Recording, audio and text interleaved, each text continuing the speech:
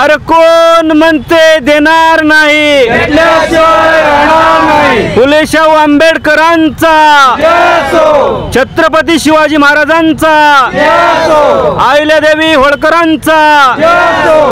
मी अशोक प्रल्हादराव नाईक उंद्रीकर,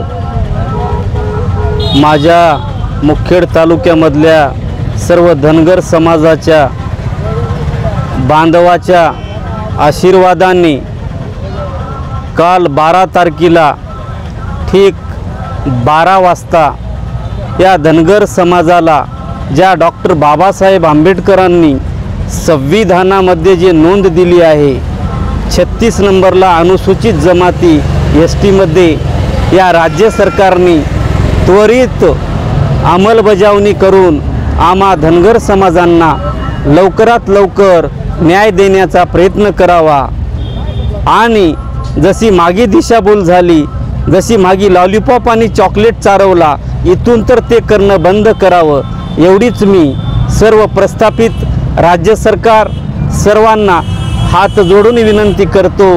अन्यथा विद्रोह करायला आम्हाला मजबूर करू नका एवढी शेवटची खबरदारी तुम्हाला सांगतो। मी गणेश बिरू, राहणार नारनाळी, तालुका कंधार येथील रहिवासी असून मी एक धनगर समाजाचा युवक या नात्यानं माननीय आमचे उपोषणकर्ते अशोकराव नाईक हे उपोषणाला बसले असताना त्यांना पाठिंबा देण्यासाठी आम्हा गावातील सर्व मंडळी इथे उपस्थित झालो आहोत।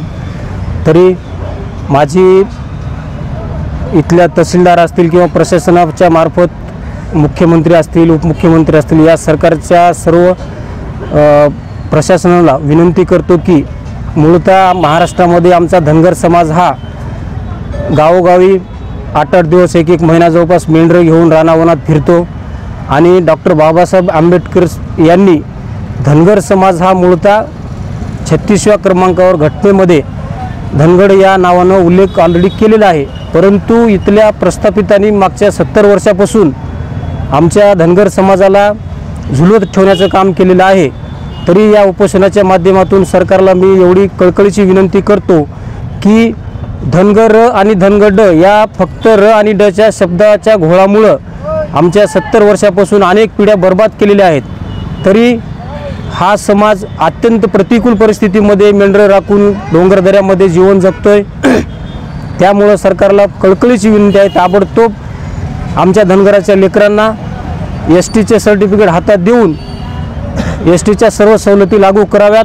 अन्यथा येणाऱ्या विधानसभा असतील किंवा भविष्यात कुठले महाराष्ट्रामधल्या ज्या काही निवडणुका होतील त्या निवडणुकीमध्ये धनगर समाज हा महाराष्ट्रामध्ये 2 नंबरला आहे आणि सर्व प्रस्थापित लोकांना धनगर समाज जर त्वरित आम्हाला सर्टिफिकेट हातात नाही दिले तर सर्व समाज मिळून, महाराष्ट्रातील तमाम समाज मिळून प्रशासनाला जागा दाखवून दिल्याशिवाय राहणार नाही एवढी मी प्रशासनाला कळकळीची विनंती करतो। मी शंकर पाटील श्रीरामे आखरगेकर, वंचित बहुजन आघाडी तालुका अध्यक्ष मुखेड, वंचित बहुजन आघाडीच्या वतीने आज 13/8/2024 रोजी आमचे सहकारी अशोकराव नाईक उंद्रीकर यांना उपोषणास बसले असल्यामुळे वंचित बहुजन आघाडीच्या वतीने जाहीर पाठिंबा देण्यात येत आहे। तरी वंचित बहुजन आघाडीच्या वतीने मी प्रशासनास एवढं सांगितो की ह्या उपोषणाची तात्काळ दखल घेऊन प्रशासन जागं होऊन आम्हा सर्व धनगर बांधवांना जी आमची मागणी आहे ते मागणी त्वरित मान्य करून आमच्या अशोक नाईक आणि सर्व तमाम धनगर बांधवांना न्याय देण्याचं काम करावं। नाही न्याय दिल्यास आम्ही पुढील काळामध्ये तीव्र आंदोलन छेडण्यास आम्ही रस्त्यावर उतरू आणि आम्हाला वाटेल त्या पद्धतीने आमचा अधिकार मिळवून घेऊ एवढंच मी सरकारला सांगू इच्छितो। आणि जय भीम, जय महाराष्ट्र।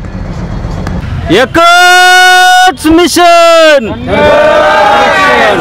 एकच मिशन, आरक्षण आमच्या हक्काचं, आई कुणाच्या बापाचं, आरक्षण आरक्षण आमच्या हक्काचं नाही कुणाच्या बापाचं. अरे कोण म्हणते देणार नाही, घेतल्याशिवाय राहत नाही. अरे कोण म्हणते देणार नाही. घेतल्याशिवाय राहणार नाही. फुले शाहू आंबेडकरांचा, जय असो. छत्रपती शिवाजी महाराजांचा, जय असो. अहिल्यादेवी होळकरांचा, जय असो. येळकोट येळकोट जय मल्हार. येळकोट येळकोट.